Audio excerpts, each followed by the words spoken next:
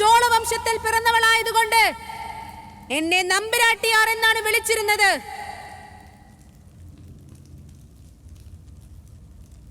ഞാൻ തെക്ക് ദേശത്തിന്റെ അധിപൻ, ചോളവംശകാവലൻ, ഞങ്ങളുടെ കുലരാജൻ ബഹുമാന്യ ശ്രീ രാജേന്ദ്രസേനന്റെ പൗത്രിയാണ്.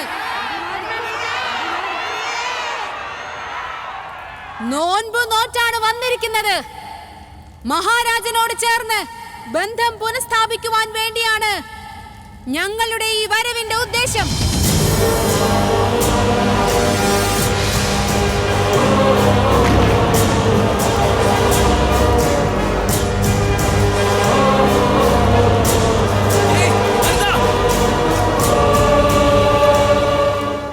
ഈ ദിവസത്തിന് വേണ്ടി എത്ര നാളായി കാത്തിരിക്കുന്നു.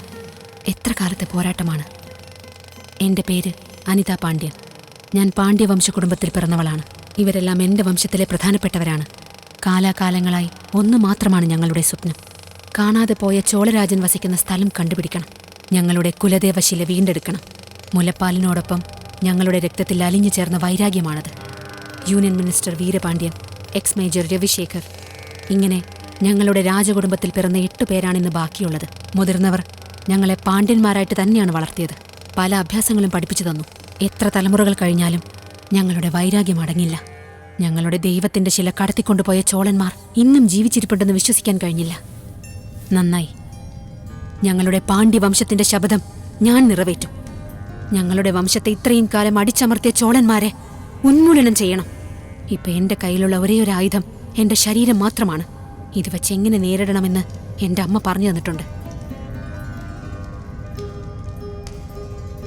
നിങ്ങൾ ഞങ്ങളോട് ചെയ്ത പാപങ്ങളെല്ലാം ഞങ്ങൾക്കറിയാം.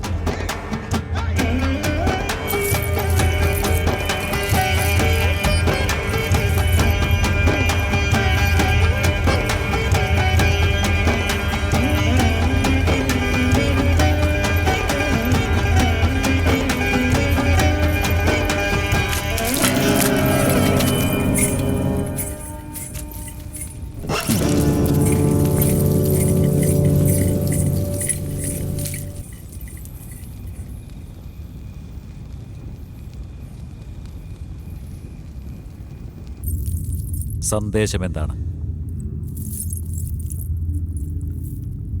ഓല എവിടെ? ആരും അറിയാതെ കൊടുക്കാനാണ് ഉത്തരവ്.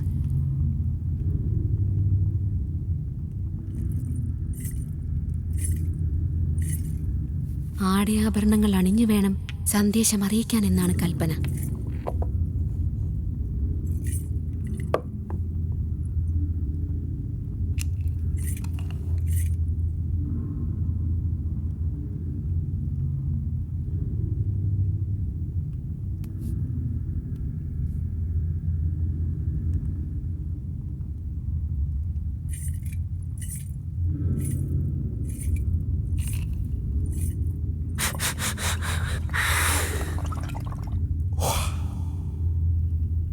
സന്ദേശം